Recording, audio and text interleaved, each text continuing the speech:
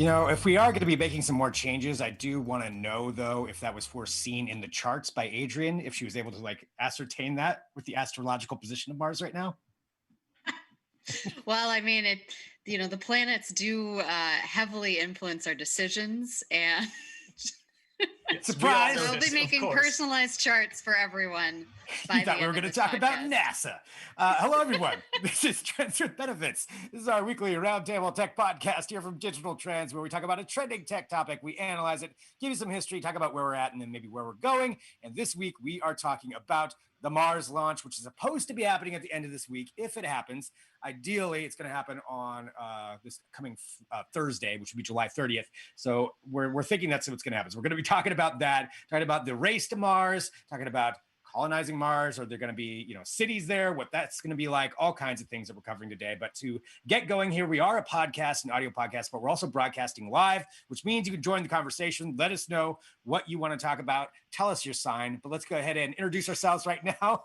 I'm Greg Nibbler, and to my virtual right, it is Adrian Warner, aka Hot Rocket Nozzle, because we're talking about space. I don't know. I don't even want to make a comment on there. I don't know how we go Hot Rocket Nozzle after that, but it is Hot Rocket Nozzle today. Joining us, Adrian Warner. Hello. Hello. And to Adrian's virtual right, it is.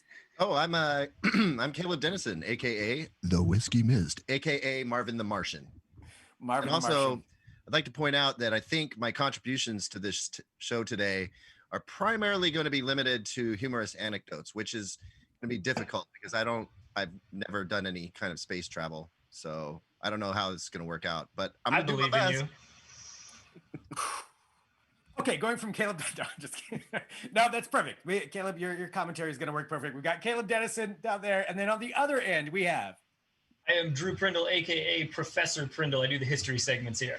Yes, indeed. And so talking about Mars, there's a lot that's happening this week, but of course, there's a lot that's led up to it. And that is why Drew kind of brings you up to date with that. I still love the graphic that comes up. For those listening to the audio podcast, there's a wonderful image of Drew kind of working the classroom. But Drew, go ahead and start us off here. What is the history of this? So what I wanted to do today was, so the exciting thing about this upcoming Mars mission is basically what's on it, which is the Perseverance rover. Which actually comes from a long line of previous Mars rovers, and it's kind of building on that. So what I wanted to do was kind of go over previous Mars rovers specifically, because we've done a ton of Mars missions. There's been all kinds of probes and orbiters and stuff. A lot of them have gotten lost. So instead of going over all of those, I just want to go over like the successful ones where we landed and like kind of what we learned and how they built up to where we are now. Awesome. So all of this started in like the 1960s, mid 1960s, which back in that time, that's like when the space race is kind of heating up. NASA budgets were really big. And instead of just going to the moon, they were like, hey, let's maybe send a few things out to Mars and check that out too. We'll get ahead that way. So that's what they do. We send out a couple probes and other things to go snap photos and check out the atmosphere and just generally scope out the situation for future missions. And like I said, we lost a bunch of them. Like some of the first ones, we just sent them out and like lost communications like right away and just sent like millions of dollars floating through the void of space, which is pretty funny to read about. That's your tax dollars at work, folks. So, okay, all that stuff happens in like the mid to late 60s. It wasn't until 1975 that we actually landed a craft on the Martian surface. And that was Viking 2, which was like an orbiter / lander that kind of touched down, snapped a bunch of photos, and then conducted a handful of experiments, mostly just checking out the soil. After that, there was kind of a lull in activity and there wasn't as much interest in exploring Mars. So we didn't actually launch another mission until the 1990s. It was in 1992 that we sent another orbiter out, which we lost communication with. Again, lots of failures in this history. But then we followed that up with the Pathfinder mission in 1996. And that one was super successful. It landed in 1997. And it unleashed the first Martian rover that we have ever landed on the Martian surface, which was Sojourner. This little sucker was about 23 pounds, so pretty small compared to the ones that we're sending up now. Had a top speed of 0.2 miles per hour, and it was powered by solar panels, which is pretty standard. That's how they are still powered. So, they'll rove around until they run out of battery, then the sun recharges them, then they go again. But because this was the first one, it kind of wasn't great. So it only lasted about 85 days before it ran out of juice and never started up again.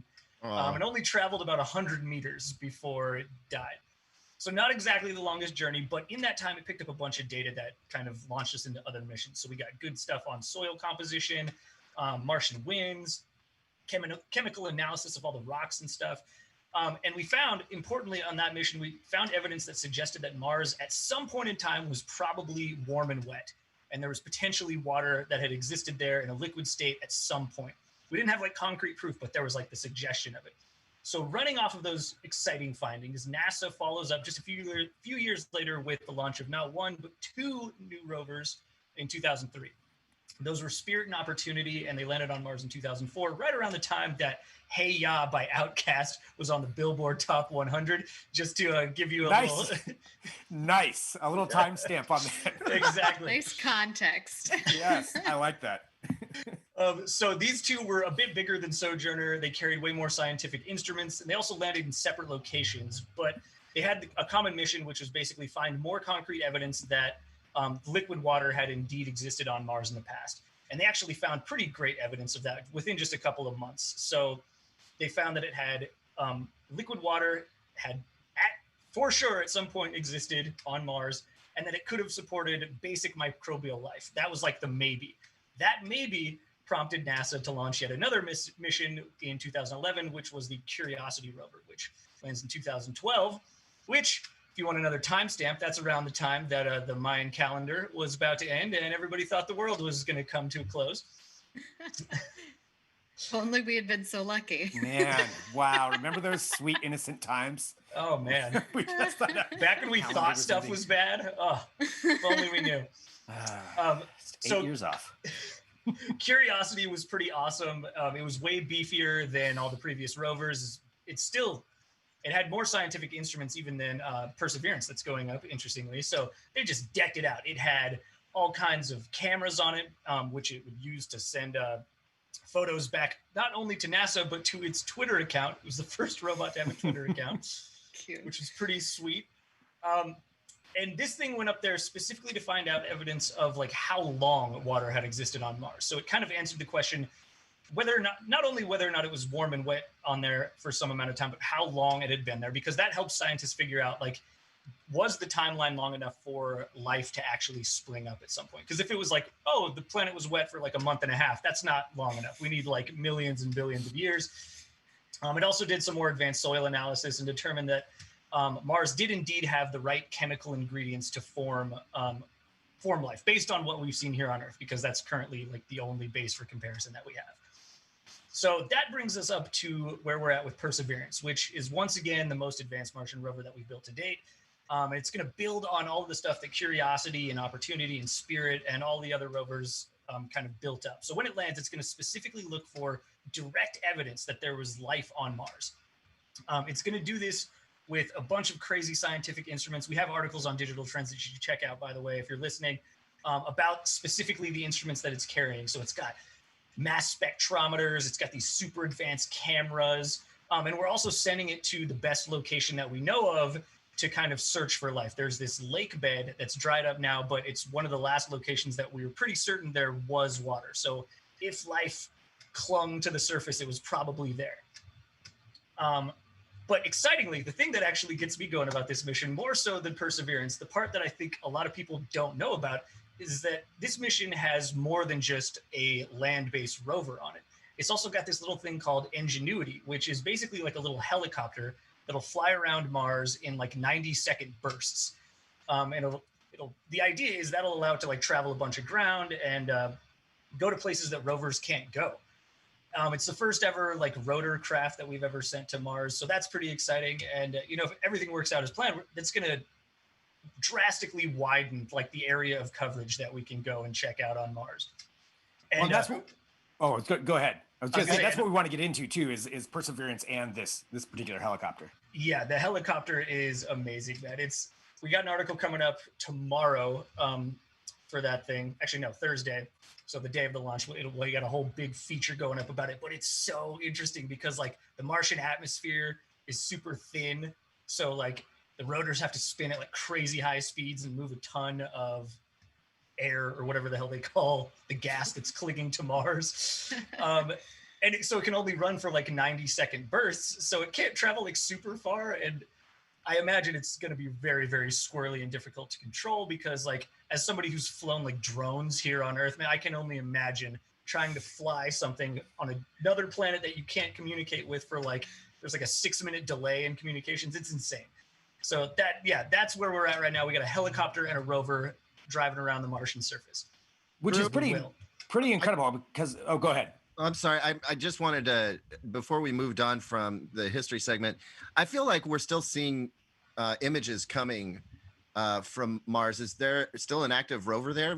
Like the last one that I think you mentioned was launched or landed in 2012. Is that thing still like up and running? Yeah, Curiosity is still kicking. Still pumping out good data. It has exceeded its expected lifespan, but it's still going strong. That's incredible. So, like, will these rovers be anywhere near each other, or is one just like way distant from the other? You know, my Martian geography is not like super strong, and I'm not entirely sure. What are you here for then, Professor? Failure. Oh my God. Gotcha. Well, I mean, if they've figured out enough to know that there is a prime like lake bed that they want to go to, like as you suggested, then it obviously they've seen it from something, you know. So yeah, probably from orbiters and other things that are like above ground. I imagine that it's probably too difficult to just like cruise over Curiosity, be like, hey, go to this lake bed. Like, there's probably all kinds of weird topography and stuff that makes it very difficult to get to there. But honestly, I don't know. It's a lot, yeah, with those orbiters, because once it does land, it's not going very fast. So it's really not covering like a ton of ground once it's on there. I mean, the real question is, do we need to worry about a robot uprising on Mars? Clearly, they're the ones they're going to be there one first. of the robots can they're go all meeting up. One of the dead robots. That would be amazing. Actually, I would love to see like live images of the dead robots on the Martian surface right now, just sort of sitting there being derelict. That I don't think my heart could take that. Would be very interesting to me. Just to reinforce your feelings that, you know, we're still dominant over the robots, or yeah, they still need a repairman. Yeah, this is what could happen. Or they've all, you know, supposedly crashed and they've all banded up together, and that's just, you know, what they want us to think. We can get into that too if we want to, the Mars conspiracy theories, clearly. But with that, you know, there are a bunch that have crashed though, because that is true. Because like Drew said, you know, the ESA, the European Space Agency, has tried a couple of times. I think the Russians tried and it didn't last very long. So really, NASA's been one of the most successful ones, and we can go back here and get into Perseverance and actually Ingenuity. But to give it a little more context of right now, there's also a Chinese mission that just launched last week. Tianwen-1, I think is what it's called, and they're trying to send up at the same time an orbiter, a lander, and a rover. So they want to do the trifecta and send all those at the same time. Which technically, it's going to arrive, if both missions are successful, it's going to arrive around the same time, which is February of 2021. So you've got them doing that, and you have the United Arab Emirates, who just sent up an orbiter to gather information, I think, on the atmosphere of Mars. So there's a lot of missions happening all at once to go there to get all this information. It's kind of like its own little space race. I don't know if that feeds into your conspiracy theories, Caleb, but which I've just decided that's what you're doing this show. I'm going to be shocked if one of these doesn't crash into the other, like while orbiting or trying to get there. Like, I can definitely see how like all the different nations that are getting into this may not have had adequate conversations with each other to make sure that their flight paths weren't. I mean, space is a big place. I get it, right? But it's not like we have the. It's really big. Blah blah blah. Do we have a space FAA that's making sure that like none of this stuff like runs into each other, or that they're not put in a orbital path of destruction of some sort? Like, and then there's another thing about like us littering Mars with space junk, just like we are here. But I'll leave that for another time. I mean, I assume that they communicate with each other about the orbits. Like, it's a, it's a Yeah, pretty big planet, but I don't know. imagine they do it just purely out of like self-interest, just like, hey, Yeah. we're just trying to make sure that you don't crash into us and destroy our $1 million Mars mission that we've been working on for years. Please let us know what your trajectory is. Yeah, but yeah, it's got to be along those lines. I want to hear those conversations actually between the Chinese Space Agency and like NASA, two guys yelling at each other.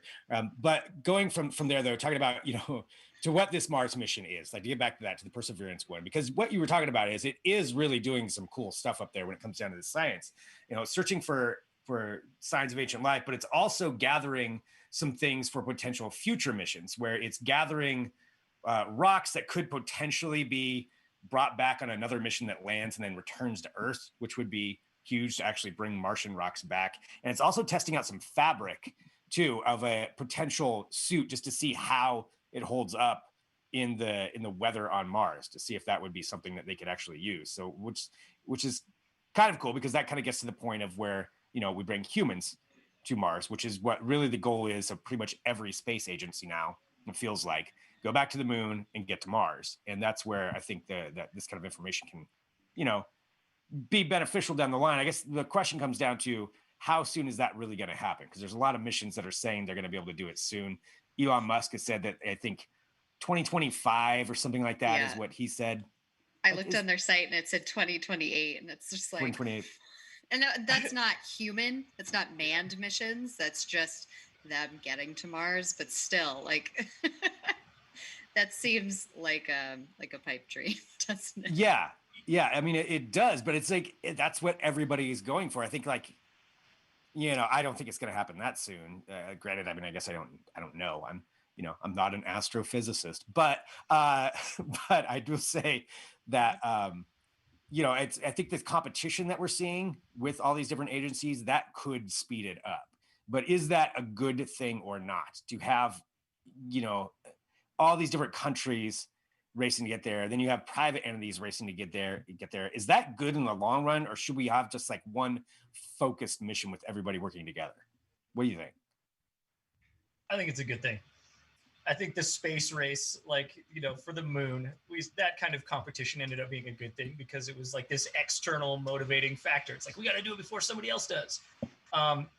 And I think we're seeing that. I think the whole take it to the private sector thing instead of having just governments do it has also ramped things up. And I think while 2028 is probably like unrealistic for like a manned mission to Mars or whatever, I think just from looking at like the timeline of how many missions we've sent to Mars, like I said, it started in the 60s. There was like a big 15, 20-year gap. And then, once it started building up, it was like, 7 years, 5 years between missions. And I feel like that's just only going to get shorter and shorter. We're doing more launches. We have the ability to reuse rockets. We got more launch providers.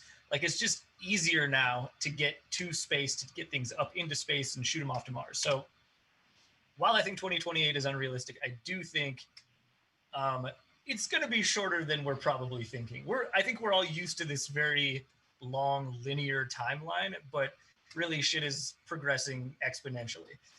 Yeah, I mean, that's true. I mean, it is progressing very quickly when it comes down to that. So maybe this would be a good thing. I'm thinking some of the competition could end up, maybe somebody does knock somebody else's orbiter out, but we're a ways away from that to even be able to control that. Going back to one other thing about this mission in particular, and then I do want to talk about the future of it, is the commentary about the helicopter, because that I do think is the coolest part of this mission. That may not, and it may fail right away, but the idea of flying that helicopter on the surface of Mars and what they could be able to do with it is pretty cool, because they can control it a little bit from Earth, and they said they might have some autonomous features, I believe. But the idea that eventually you'll be able to use something like that to explore a mountaintop or go down into a cave, which seems like something that's such out of sci-fi that it's a really cool possibility of what they could do with this technology. Like that's the stuff that I get really excited about, just to see, like, I mean, if they can go down into a Martian cave with this thing and somehow get footage of it, that's awesome. That's what I want to see. Yeah, I'm with you. That would be amazing. Like, how are they going to pilot this thing? Like, because right now, I mean, what's the maximum frames per second you can get from a signal beamed from Mars to the US? It's you've got a bunch of latency there, and then also it's just like 1 frame per second or something like that. Like they're gonna have to heavily automate this, I think. Yeah, no, it's going to be much like the rovers. They're almost completely autonomous in their like flying and landing and stuff. I mean, they're giving them like basic commands like, hey, we kind of want you to go to like, yeah, this coordinates, like figure it out from there, because there's like a 6-minute delay between Mars and Earth, even at like the speed of light. So like piloting it remotely, you know, it's not like there's a dude with a VR headset and a joystick going, no, it's mostly the machine making it. It's algorithms that have already been written and loaded onto the helicopter itself, so it can pilot itself. I mean, and the window for success with that is just so minimal, like to actually successfully set this thing down, that it's, I mean, just that alone, just the science of actually landing something on Mars is really amazing what they're able to do.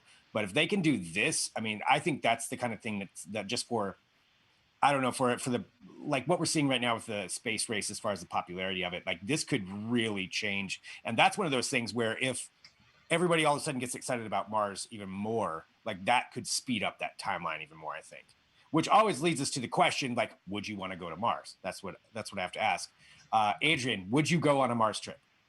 Hell no. God, no.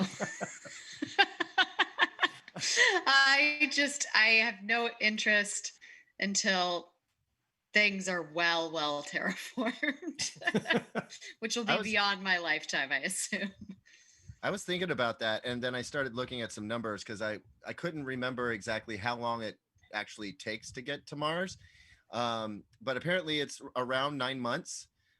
Ish, yeah. Which, so like, to put things in perspective, we're not going to get to enjoy, you know, any of this good stuff that's about to happen for another 9 or 10 months, provided that humans still exist on this planet at that time. But like, I would go if it was the last